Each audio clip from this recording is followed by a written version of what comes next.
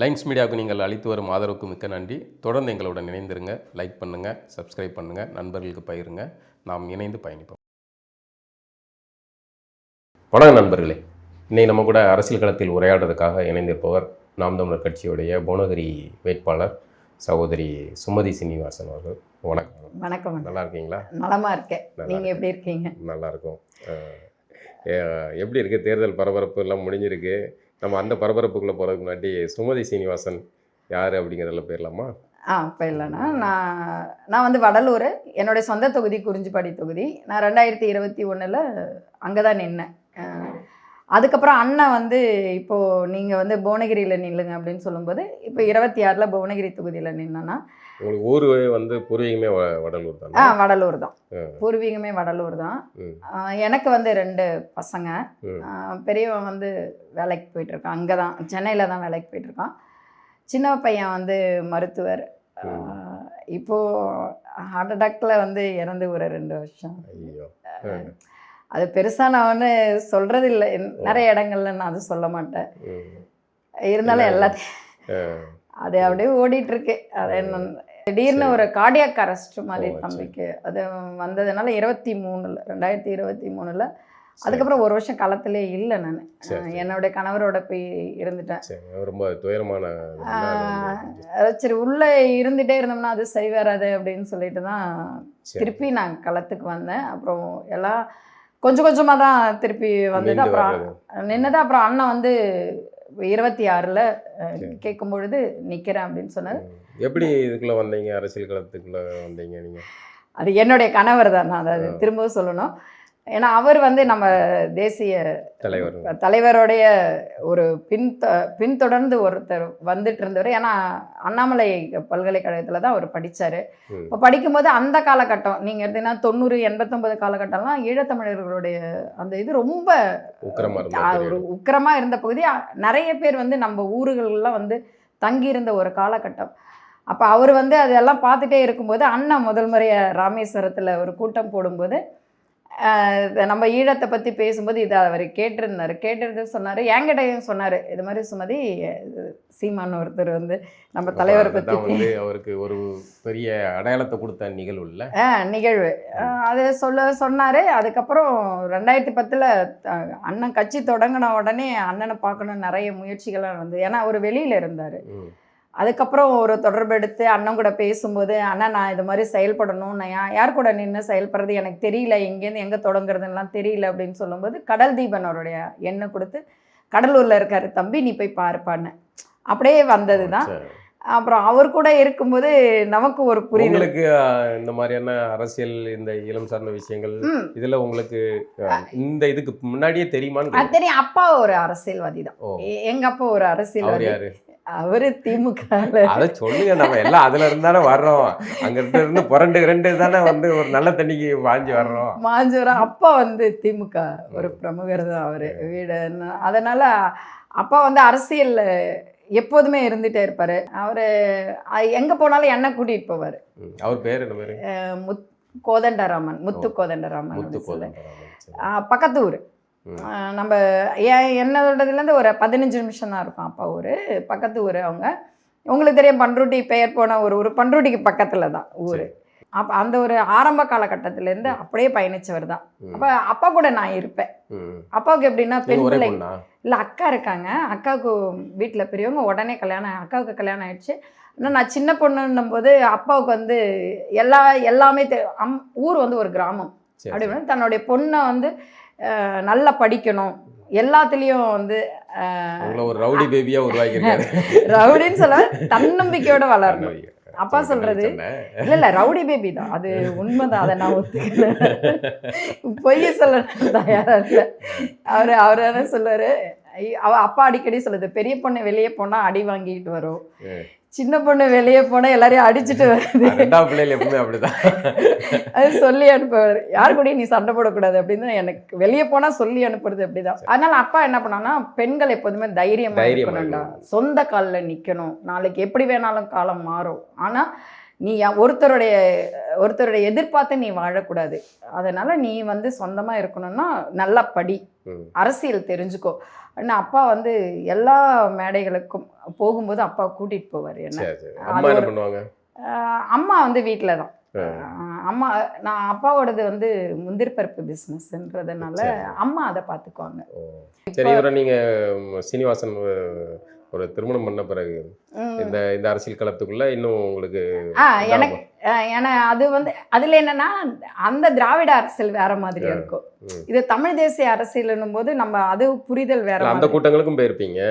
இந்த கூட்டத்துக்கு திருமணமான பிறகுதான் இந்த கூட்டத்துக்கு வரீங்க. இந்த கூட்டத்துக்கு நான் இது வரேன். இது பார்க்கும்போது தமிழ் தேசியம்ன்ற களம் வேற மாதிரியான ஒரு களம். அது அந்த திராவிட களம் மாதிரி இருக்காது. ஏன்னா அங்க வந்து எப்படின்னா நீங்க எல்லாத்துக்குமே பணம் வந்து ஓட்டுக்கா இருந்தாலும் சரி, வாக்கு சேகரிக்க போனாலும் சரி, அது வேற மாதிரி இருக்கும். இந்த தளம் வந்து வேற மாதிரி நம்மளுடைய கொள்கை தத்துவங்கள் எல்லாத்தையும் பேசி நிற்கிற ஒரு தளம்னும் போது இது கொஞ்சம் ஆரம்பத்தில் எனக்கு கொஞ்சம் சிரமமாக இருந்துச்சு. ஏமா உனக்கு தேவையில்லாத அதுவும் போயிட்டு நாம் தமிழர் கட்சியில் ஏங்க என்னங்க இப்படி சொல்கிறீங்க அப்படின்வாங்க. நாம் தமிழர் கட்சி உங்களுக்கு நாம் தமிழர் இருந்தால் அவங்க கேட்பாங்க அப்போ நாங்களாம் யார் அப்படின்வாங்க. அது அப்படி இல்லைங்க, உங்கள் புரிதல் வேற. இது நாம் தமிழர் கட்சின்றது அப்படின்னு நம்ம இனத்தால் நம்ம மொழியால் உருவாகிற ஒரு கட்சி. அது நீங்கள் சொல்கிற மாதிரி எல்லாம் கிடையாது. அந்த புரிதல் வைக்கிறதுக்கு எங்களுக்கு 2019-20 காலத்தில் ரொம்ப சிரமமாக ஒன்று இருந்துச்சு. நாங்கள் போகணுன்னா ஒரு ரகசியமாக போகிற மாதிரி தான் இருக்கும் அந்த இடத்துக்குள்ள. ஒரு ரகசியமாக என்னது நாம் தமிழர்னு. இன்னொன்று என்னன்னா நீங்கள் சத்தமாக சொல்லிடாதீங்க, நமக்கு வர்ற ஓட்டும் கலைஞ்சிரும். ஏன்னா நமக்கு வந்து அமைதியாக இருக்கட்டும், அவங்க அமைதியாக செயல்பாடாகவே இருந்திருக்கீங்க. நீங்கள் வந்து வெளிப்படையாக நிறைய இடங்கள்லாம் நீங்கள் பார்த்தீங்கன்னா மீனவர் பகுதியிலலாம் எங்களுக்கு உள்ளேயே வரக்கூடாதுன்றவாங்க. உங்களுக்கு வாக்கு சேகரிக்கிறது எங்களுடைய வேலை, நாங்கள் வாக்கு சேகரிச்சுக்கிறோம், நீங்கள் உள்ளே வராதிங்க. ஏன்னா அந்த ஓட்டு அவங்க எப்படின்னா அந்த ஊர் கட்டுப்பாடு ஒன்று இருக்குன்னா அங்கே அவங்களுக்குன்னு ஒரு கட்டுப்பாடு, அந்த தலைவர் ஒரு கட்டுப்பாடு, அது மீறி எல்லாம் மீனவர்கள் ஏரியாவில் ஒன்றுமே பண்ண முடியாது. அவங்க நீங்கள் வாங்கன்னு சொன்னால் நாங்கள் போவோம், இல்லை அப்படின்னு சொன்னாங்கன்னா நாங்கள் போக முடியாது. நாங்களாம் ஒரு சொல்லுவாங்க இதில் நிறைய கட்சிக்காரங்கள்லாம் நிறைய பேர், எல்லா கட்சிகளுக்குமே அப்படிதானா இல்லை நாம் தமிழர் மட்டும்? நாம் எல்லா கட்சிக்காரங்களுக்குமே அப்படிதான். அவங்க மீனவர் கிராமங்கள்ல அப்படி ஒரு கட்டுப்பாடு, அப்படி ஒரு கட்டுப்பாடு இருக்குது. நம்ம போனோம்னா இப்போ தேர்தல் பரப்புரை போனோம்னா ஃபஸ்ட்டு அங்கே இருக்கிற தலைவர்கள் எல்லாம் நம்ம சந்திக்கணும். தலைவர்கள்லாம் சந்தித்து ஒரு துண்டு போட்டுட்டு நாங்கள் பரப்புரை ஆரம்பிக்க போகிறோம், ஒரு சொல்லுவாங்களா சினிமாவிலலாம் வர மாதிரி எங்களுக்கு நீங்கள் ஆதரவு கொடுங்கன்னு முதல்ல போயிட்டு நாங்கள் கேட்கணும். கேட்டுட்டு முடிச்சதுக்கப்புறம் தான் நாங்கள் பரப்புரை செய்யவே அந்த ஊருக்குள்ளே போகணும். எடுத்த உடனே எல்லாம் அந்த மீனவர் பகுதிக்குள்ளே நம்ம போக முடியாது. அந்த மாதிரி ஒரு கட்டுப்பாடானது. அந்த மாதிரி தான் எங்களது ஒரு ஆரம்ப காலகட்டத்தில் பயணம் செஞ்சுருக்கிறீங்க. ஆனால் இப்போ நான் பார்க்கறதுக்கும் அப்போ பார்க்கறதுக்கும் நிறைய வித்தியாசம் இருக்குண்ணா. இப்போ வரவேற்பு எப்படி இருக்குது? இப்போனா எல்லாருக்குமே எங்களோட சின்னம் போய் சேர்ந்துடுச்சு. இந்த ஒரு களத்தில் எப்படி நான் பார்த்தேன்னா ஒரு 40 வயசுக்கு மேலே இருக்கிறவங்க, ஒரு 50 வயசுக்கு மேலே இருக்கிறவங்களாம் அண்ணனை பற்றி பேசுகிறாங்க. முன்னாடியெல்லாம் இளைஞர் தானே நம்ம சொல்லுவோம், இப்போ அப்படி இல்லை. நான் பார்த்தது 50 வயசுக்கு மேலே இருக்குங்களா அண்ணன் நிறைய பேசுகிறாருங்க, நிறைய சொல்கிறாரு. இது நல்ல கொள்கை, இது தத்துவம், இந்த கோட்பாடு இதெல்லாம் இருக்கும்போது இளைஞர்களை வந்து நம்மளை வழி நடத்துறதுக்கு நல்ல ஒரு தலைவரை மாற்றினது எதுனா மக்களின் மாநாடு. அந்த மக்களின் மாநாடு நிறைய மாற்றிருக்கு. இப்போ நான் அதை போகும்போது நானே பசங்க கிட்டலாம் சொன்னேன், தம்பிங்க கிட்டலாம் சொன்னேன், முன்னாடியெல்லாம் இளைஞர்கள் என்ன பரவாயில்ல 50 வயசுக்கு மேலே இருக்கிறவங்க நீங்கள் பார்த்தீங்கன்னா 70 வயசு பாட்டிலாம் கூட சீமானுக்கு தான் நான் ஓட்டு போடுவேன் அப்படின்னு சொன்னது அண்ணன் வந்து நிறைய மாற்றிருக்காரு. அது ஒரு மாற்றம் வந்திருக்குன்னு பேசி அது வந்து எண்ணத்தை விதைச்சிருக்காங்க.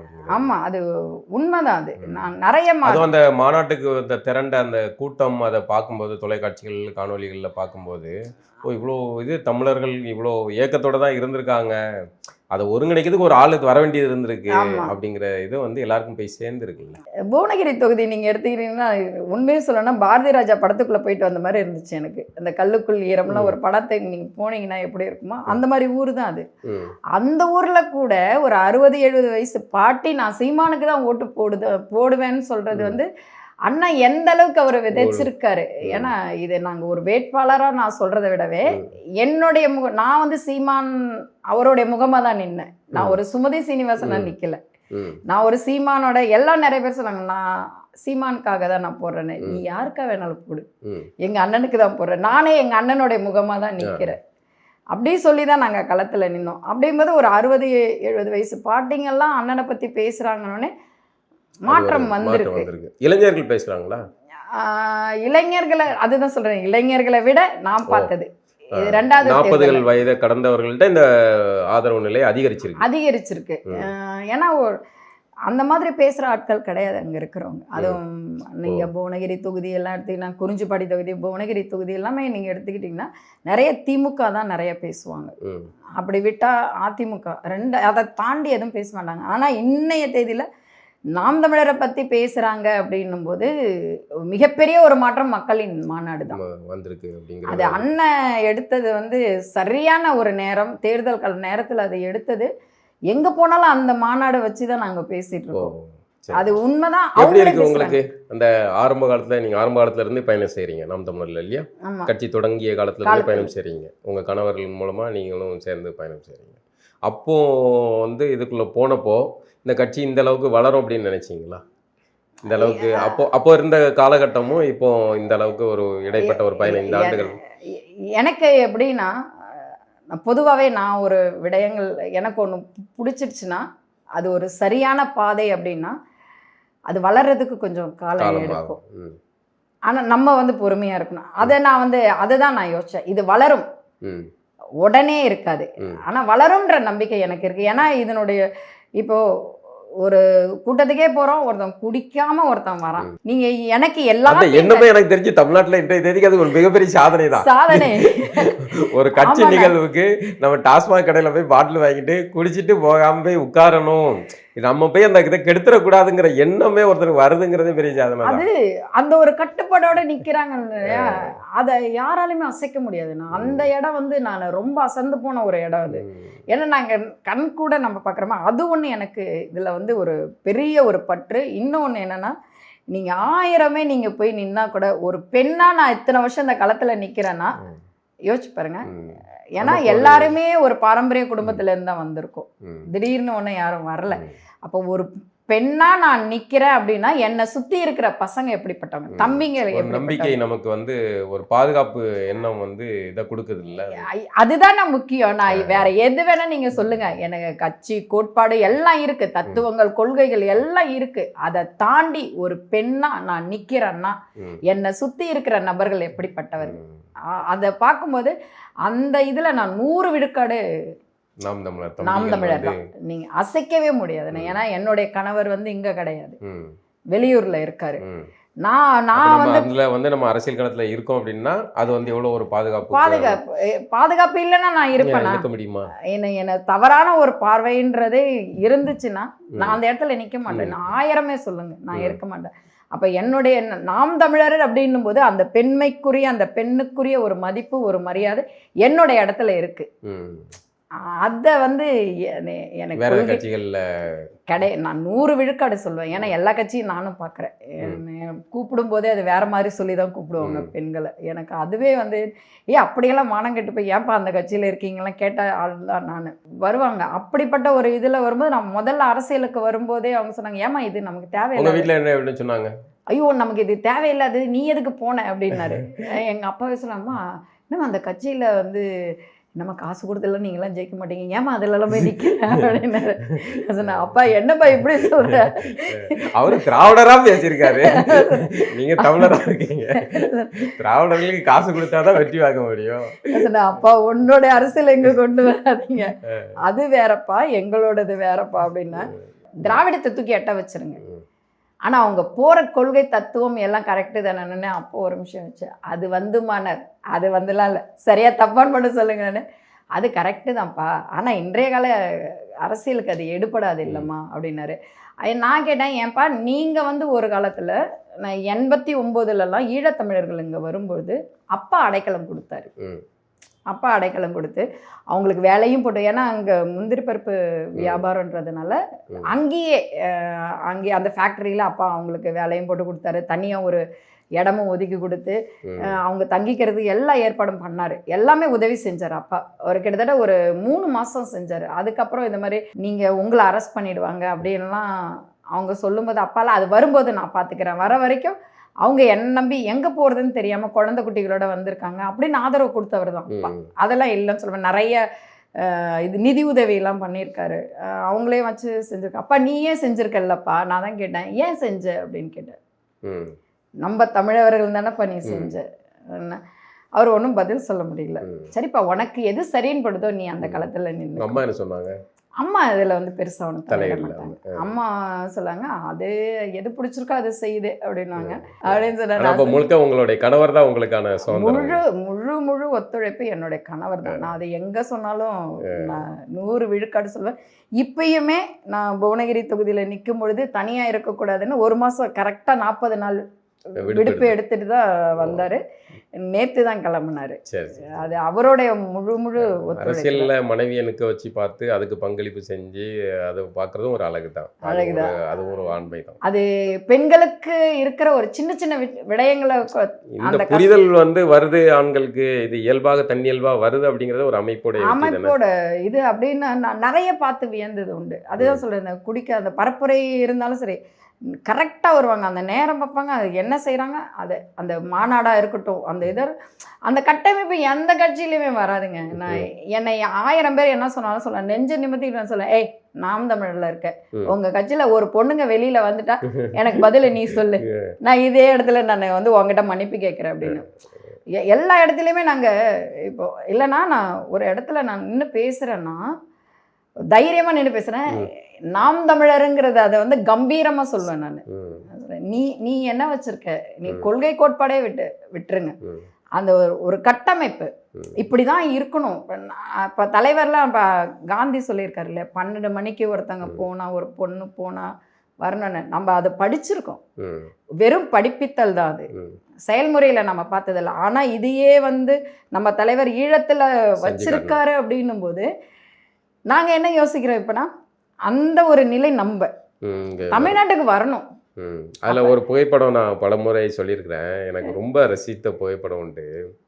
ஒரு பக்கம் பார்த்தீங்கன்னா அந்த பெண் தோழர்கள், அமைப்பு தோழர்கள் வந்து ஆயுதத்தோட அந்த வரப்பில் நடந்து போவாங்க. அதுக்கு பக்கத்தில் வந்து ஒரு ஆண் வந்து ஏர் உழுதுகிட்டு இருப்பார், மாட்டை வச்சு உழுதுகிட்டு இருப்பார். அந்த பெண்கள் ஆயுதத்தோடையும் இந்த ஆண் வந்து உழவு அவர் தொழில் பார்த்துக்கிட்டு இருப்பார். அந்த காட்சி வந்து ஒரு இனம் வந்து எவ்வளோ அது ஒரு மாற்றத்தை பெயருக்கு, அதுக்கான தலைவன் சரியாக இருந்தால் அது எப்படி போகும் அப்படிங்கிறதுக்கான சாட்சி அந்த ஒரு புகைப்படம். சரியா சொன்னீங்க. அதை மாதிரி அதை வந்து இங்கே வந்து நடைமுறையில் சீமான் அவர்கள் வந்து செஞ்சிருக்காரு தான். உண்மைதான். அதுதான் சொல்கிறேன்ல, நாம் தமிழர் கட்சி அதை நாளைக்கு வென்றெடுக்குதோ வென்றெடுக்காம போகுதோ, இப்படி ஒரு கட்டமைப்பு இருக்குடா, இப்படியே இருக்கு. இப்படி ஒரு கட்சியை நடத்த முடியும், நான் நடத்திக்கிறேன். ஆனால் தாமதமாகும். அதுல வந்து நல்லா தெரியும் தாமதமாகும். அப்ப நாங்க ஒரு பெண்களும் ஒரு 50 விழுக்காடு நீ ஆணுக்கு நிகரா நில்லுடாம்.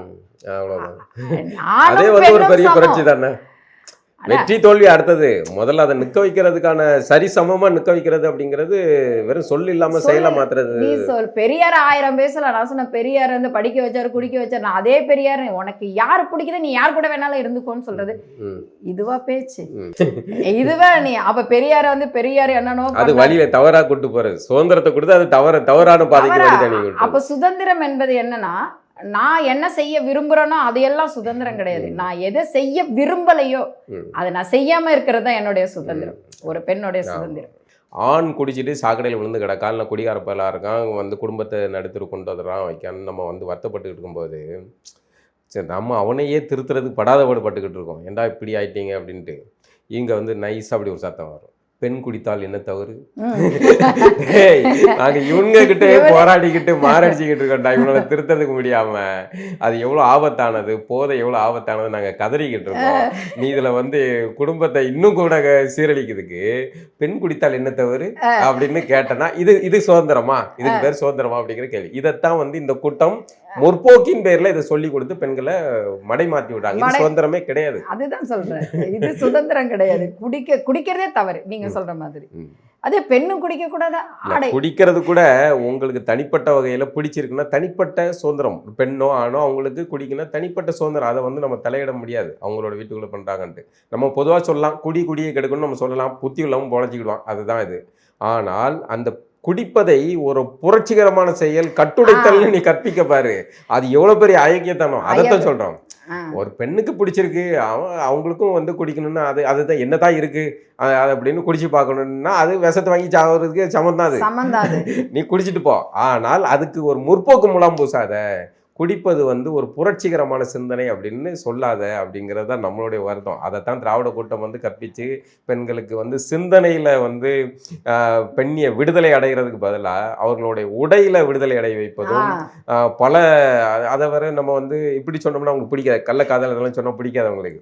அதை வந்து அவங்க வந்து திருமணத்தை கடந்த உறவு, நம்ம குடியார பையன் சொன்னால் அவங்களுக்கு பிடிக்காது, மது பெரியவர்கள் இப்படிலாம் வச்சிருக்காங்க. அதனால அது அவர்களுடைய புரட்சி. நம்ம அந்த புரட்சி நம்ம தமிழர்களுடைய வளர்ச்சியை நோக்கி அதுதான் அது வந்து எனக்கு இந்த பெண்களுக்கு உண்டான ஒரு சம உரிமை.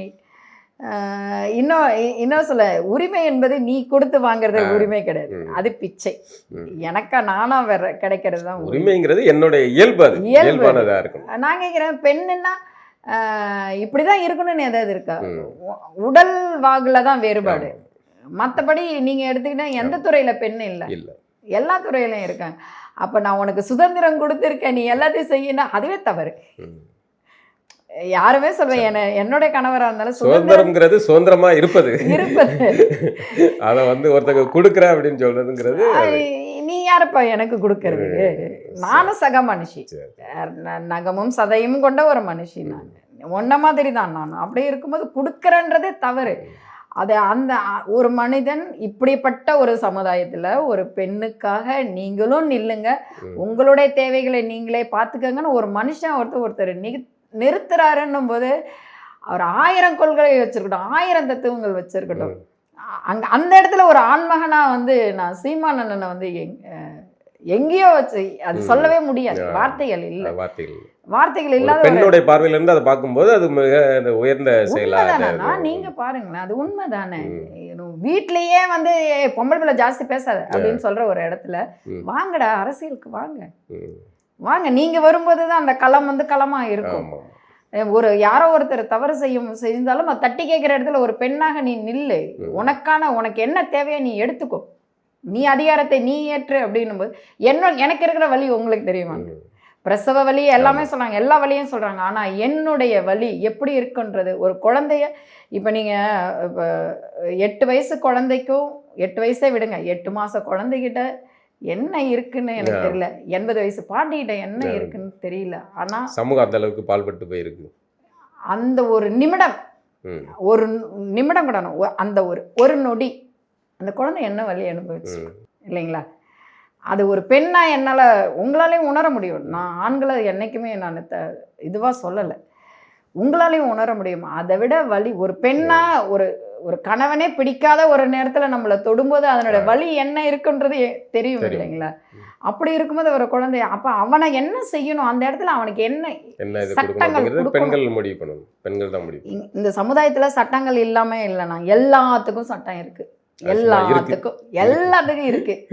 நீங்க பார்த்தாலும் சட்டம், திட்டினாலும் கண்ணால பார்த்தாலும் எல்லாத்துக்கும் சட்டங்கள் இல்லாத இடங்களே கிடையாது. ஆனால் அந்த சட்டங்கள் அனைத்தும் இயற்றப்படக்கூடிய இடத்தில் சரியான அதிகாரிகள் இருக்காங்க. நாம் தமிழர் குறித்து, அந்த தம்பிகளுடைய அந்த பொறுப்புணர்வு குறித்து, அந்த கட்டமைப்பு குறித்து இவ்வளோ சிலாய்த்து பேசுனீங்க. அவர்களுடைய உழைப்புக்கான அங்கீகாரம் இந்த தமிழ் சூழல்ல கிடைச்சிருக்குன்னு நினைக்கிறீங்களா? கிடைச்சிருக்கு, ஆனால் இனியும் கிடைக்கும். ஏன்னா கொஞ்சம் தாமதமாகும். அது அறுவடை செய்யற காலம் ரொம்ப வெகு தூரத்தில் இல்லை, உடனே கிடைக்கும். உறுதியா இருக்கனா? ஏன்னா ஏற்கனவே 21ல போட்டிட்டீங்க இல்லையா? நாங்க உழைச்சிருக்கோம்னா அதுல. நீங்க இப்ப தேர்தல் காலம் வரும்போது யாருமே வரல, திமுக யாருமே கிடையாது, ஈவன் தாவேக்கா கூட கிடையாது. நாங்க ஒரு ஆள் தான் வந்து சுத்திட்டு வரோம் எப்பொழுதுமே. நாங்க போகும்போது அது அந்த சின்னத்தை கொண்டு போய் சேர்க்கறது முதல்ல 21ல சிரமப்பட்டோம். ஆனால் இப்போ அப்படி கிடையாது, சேர்த்தாச்சு. இன்னும் நிறைய நம்ம வந்து களத்தில் நின்று நிறைய வேலை செய்ய வேண்டிய ஒரு காலகட்டம் இருக்குது. உறுதியாக இதனுடைய உழைப்புக்கான உண்டான பலனை நாங்கள் அனுபவிப்போம், என்னுடைய தலைமுறை அனுபவிக்கும். நான் இல்லைனாலும் என் அடுத்த தலைவர். நாங்கள் அண்ணா சொல்லுவார் இல்லையா, விதைச்சிருக்கோன்னு. நாங்கள் விதைச்சிட்டோம், செடி கொஞ்சம் வந்திருக்கு. அதனுடைய அறுவடையை என் குழந்தைங்க, என்னுடைய பேரப்பசங்க உறுதியாக அறுவடை செய்வாங்கன்ற நம்பிக்கை எனக்கு இருக்குண்ணா. சீமான் அவர்களை வந்து சந்தித்தப்போ, அந்த முதல் சந்திப்பு அது எப்படி இருந்தது? என்ன சொன்னாரு? அண்ணனை முதல்ல பார்க்கும்போது எனக்கு கொஞ்சம் பயம்தான். எந்த வருடங்கள் பார்த்தீங்க? 2020 இருக்கும். ஓ. அப்பதான் பார்த்தது. ஏன்னா நாங்கள் வெளியில இருந்தோம். ஆனால் என்னுடைய கணவர் பார்த்துருக்காரு. அவர் நிறைய பேசியிருக்காரு. அவர் ஏன்னா நாங்கள் வெளியில இருந்தோங்க இல்லையா. இப்போ நேரடியாக அண்ணனை பார்க்கும்போது, ஏன்னா அண்ணன் எப்படிப்பட்டவர்ன்றதெல்லாம் நம்ம அவர் கத்தி கத்தியே நிறைய பேசுவாரா, ரொம்ப கோவப்படுவார், ரொம்ப டெரர் பீஸா இருப்பாரு. ஆமாம், உண்மையிலே நான் பயந்தது. ஆனா சொல்லுவாங்களா, பெருங்கோபம் கொண்டவன் பேரன்புக்கு சொந்தக்காரன். உண்மையிலே சீமான் அண்ணா அப்படிதான், ஒண்ணுமே கிடையாது. நினைச்சேன், ஐயோ நம்ம தான் வந்து வெளி தோற்றத்தை வச்சு பயந்துட்டோன்னு. அது ஒரு என்ன சொல்கிறது, அது ஒரு பொற்காலம் தான் நான் சொல்லுவேன். அந்த நாளில் என்னால் மறக்கவே முடியாது அண்ணனை பார்த்தது. என்ன சரிடா அவர் சொல்லுவார் ஒரே வார்த்தை, சரிடா தங்கச்சி அப்படின்னு சொல்லும்போது நம்ம பட்ட வழியெல்லாம் போயிடும். அவருடைய அணுகுமுறை என்னைக்குமே அவர் வந்து எங்களை ஏதாவது சொல்லணும்னா இன்னும் ஒருத்தர் இருக்கும்போது சொல்லவே மாட்டார்.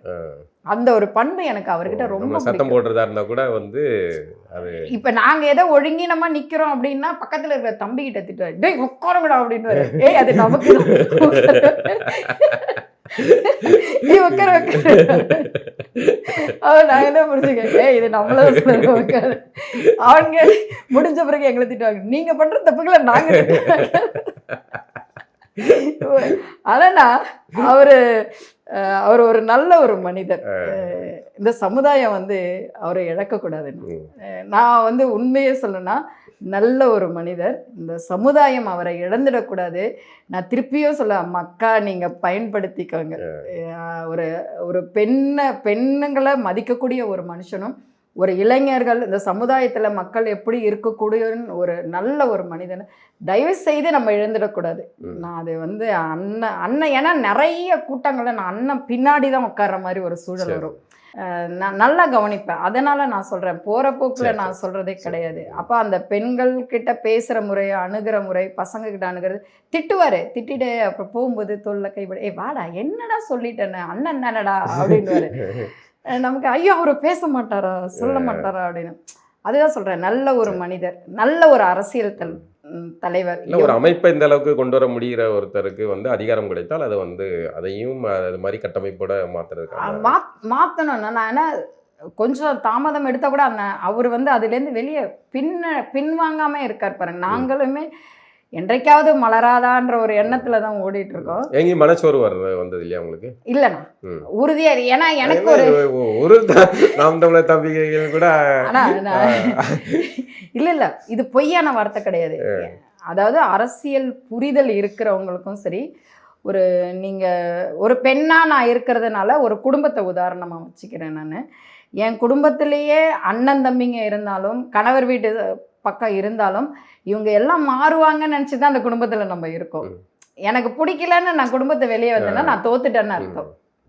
கடைசி வரைக்கும் இவங்க அந்த கட்டமைப்புல இருந்து அதை சீர்படுத்த தவறுதுகள் வந்தாலும் வராட்டினாலும் அதை அனுசரிச்சுட்டு அந்த குடும்பத்துக்குள்ளே இருந்துட்டு அது ஓடுறோம் பாருங்க. அந்த மாதிரி தான் எனக்கு நடக்கும். ஏன்னா எனக்கு ஒரே ஒன்று தான், சுதந்திரம் நமக்கு கிடைக்குமா கிடைக்காதான்னு நினைச்சு யாராவது போறான்னா நம்ம எடுப்போம். ஒருத்தர் எடுத்தாங்க, அதுக்கு அதை பயணம் செய்யணும், அது நாளைக்கே வரும்னு யாரும் நம்பல. யாரையும் நம்பல. எத்தனை ஆண்டு கால போராட்டம் அது. நான் எடுக்கிறேன்டா, என் பிள்ளை எடுப்பான், என் பேரை எடுப்பான் அப்படின்னு போது அதுதான், அதை நம்பி தான் நாங்கள் உட்காந்துருக்கோம். என்னைக்கா இருந்தாலும் இது மலரும். இப்போ தமிழர்கள் வந்து சுதந்திர போராட்டத்தில் இருக்கீங்க. ஆமா, திராவிடர்கிட்ட இருந்து எப்படியாவது போராடி நம்ம நின்னுன்றது தான் எனக்கு அந்த நம்பிக்கை இருக்கு. ஒரு விடயமும் நான் ரொம்ப ஆழ்ந்து யோசிப்பேன். ஏன்னா நான் இருக்கிறது இப்போ நான் பார்க்கும்போது எல்லாம் சொல்லுவாங்க, நீ ரொம்ப கஷ்டப்படுற, நீ இந்த மாதிரி இருக்கிறதுனால அப்படின்னு சொல்லுவாங்க. நான் யாரோட உதவியோட இல்லைல்ல, தனியாக நிற்கிறேன்ல, என்னால் முடியுதுன்னு தானே நான் நிற்கிறேன். அப்போ என் மேலே நான் வச்சிருக்கிறது தன்னம்பிக்கை. அந்த தன்னம்பிக்கையை எடுத்துகிட்டு நான் ஓடுறேன். நான் சோர்வு வரும்போது என்னை நானே சுமதி சோர்ந்துடாத அது உண்டு, நான் தட்டி கொடுத்துக்குவேன். இப்போ தேர்தல் களம், இந்த 26 தேர்தல் களம் வேட்பாளராக போட்டிக்கிட்டு இருக்கீங்க. இது எப்படி உங்களுக்கு இருக்குது? இந்த கள நிலவரம் எப்படி இருக்குது? நாளை வந்து முடிவு வரப்போகுது. முடிவை நாங்கள் நல்ல கடுமையாக உழைச்சிருக்கோம். எல்லாருமே சொல்லும்போது நம்ம உங்களுக்கு தாங்க போடுறோம், நாம் தமிழ், எங்களுக்கு ஒரு மாற்றம் வரணும், அதிமுக திமுக. ஏன்னா அந்த புவனகிரி தொகுதி நீங்கள் எடுத்தீங்கன்னா 16ல் திமுக, 21ல் அதிமுக. ஆனால் இங்கே தலைமை ரெண்டுமே மாற்றி மாற்றி இருந்துச்சு. அதனால் என்ன பண்ணிட்டாங்கன்னா அந்த எந்த வேலைப்பாடும் அங்கே கிடையவே கிடையாது. அப்போ யாராவது வந்து நமக்கு செய்ய மாட்டாங்கன்னா ஒரு சூழலில் இருக்கிற ஒரு ஊர் தான் அது. அப்படின்னும்போது எங்களுக்கு தான் வாக்கு போடுறோம், உங்களுக்கு தான்மா, நீ ஒரு பொம்பளை பிள்ளை வந்திருக்க, நீ சொன்னா செய்வ, அது அந்த டாஸ்மார்க்கை கடையை தயவு செய்து அடிச்சு உடச்சிரு அப்படின்னாங்க. உடச்சிருவோம், நீங்கள் எல்லாம் கூட இருங்க, நீங்கள் செஞ்சாலும் செய்வீங்க. அடிச்சு நான் சொன்னேன், உடைக்கிறோம், நான் வரேன், நீங்க வருத்தப்படாதீங்க, என்ன நம்பி நீங்க சொல்லுங்க, நாங்க லைவா போடுறோம். இல்ல இன்னொன்னு இருக்கு, குறிஞ்சிப்பாடி தொகுதியில இருக்கு, குடியிருப்பு பகுதியிலே ஒண்ணு இருக்கு. தேர்தல் வரட்டும்னு காத்திருக்கேன். உண்மையிலே உங்களுக்கு ஒரு நேர்காணல் வரும். நாங்க கையில எடுக்கிறோம், அந்த டாஸ்மார்க்கை எடுக்கிறோம். ஏன்னா ரொம்ப நாளா அது வந்து சொல்லி சொல்லி அவங்க என்னன்னா கமர்ஷியல் உடைக்கணும்னா பெண்கள் களத்துல இறங்கினா மட்டும் தான் முடியாது. அதுதான் அது வந்து பெரிய அளவுல பாதிக்கப்பட்டது பெண்கள் தான். இந்த போதை கலாச்சாரத்தால, சட்டம் ஒழுங்கால பாதிக்கப்பட்டது. இதுல மாற்றம் விரும்பக்கூடிய பெண்கள் கையில தான் இருக்கு. அது பெண் சக்தி எப்படி முடிவு பண்ணியிருக்குங்கிறது அது நான் இப்போ எல்லாரையும் ஒன்று திரட்டி வச்சிருக்கேன். அது விரைவில் நடக்கும். நான் எல்லாம் சொன்னாங்க, நீ போக்சோ அதுன்னு, எந்த சட்டம் வந்தாலும் நான் பார்த்துக்கிறேன், எல்லாருக்கும் சட்டம் தானே இருக்கு, நான் பார்த்துக்கிறேன் அப்படின்ட்டு. அதனால அதை பேஸ் பண்ணி தான் நான் நிறைய நாங்கள் வாக்கு சேகரிச்சும் போது, ஏன்னா அவங்க அதுதான் எதிர்பார்க்குறாங்க. ஆமாம், உங்கள் தொகுதியில் வந்து இந்த கொடியெல்லாம் வந்து மிதிச்சிட்டாங்க வச்சுட்டாங்கன்னு ஒரு பஞ்சாயத்து ஓடிக்கிட்டு இருந்தா என்ன? சித்திரப்பேட்டையில் ஒரு 4 பசங்க, தாவேக்கா பசங்க, அவங்க என்ன பண்ணியிருக்காங்கன்னா வேட்பாளர் அப்போ தான் போயிருக்காங்க உள்ளே, 19ஆம் தேதி உள்ளே போயிட்டு முடித்த உடனே பின்னாடி எம்ஆர்கே வர்றது. அதனால இவங்க என்ன பண்ணியிருக்காங்கன்னா ஏற்கனவே உள்ளார கொஞ்சம் தாவேக்காவுக்கும் நம்ம கட்சிக்கும் நாம் தமிழருக்கும் கொஞ்சம் அரசல் புரசலாக ஒரு பிரச்சனை ஓடிட்டு இருந்திருக்கு. இவங்க இப்போ போனவொடனே கோவத்தில் என்ன பண்ணியிருக்காங்க, எல்லாமே 20 வயசு பசங்க தான், சின்ன பசங்க, 18லேருந்து 20 வயசு தான். மேலே ஏறி கொடியை அறுத்து போட்டுட்டாங்க. அப்போ ஊர்க்காரங்களாம் என்ன பண்ணியிருக்காங்க, நாங்களாம் தேர்தல் பரப்புரையில் இருந்ததுனால ஊர்க்காரங்க கூப்பிட்டு வச்சு சமாதானமாக பேசி நீங்கள் இதை விட்டுருங்கப்பா அப்படின்னு சொன்னோடனே சரின்னு ஒத்துக்கிட்டாங்க. அது ஊர் கட்டுப்பாடு. அது முடிஞ்சிட்டதுக்கப்புறம் அதுக்கப்புறம் பார்த்தா போட்டவன் அடுத்த நாள் டெலீட் பண்ணிட்டான். முகநூலில் போட்டுட்டு அவனோட ஐடியில் டெலீட் பண்ணிட்டான். அவனே அதை வீடியோ எடுத்து அவனே போட்டிருக்கான். அவங்களே தான் 4 பேரில் ஒரு தம்பி எடுத்திருக்கான்.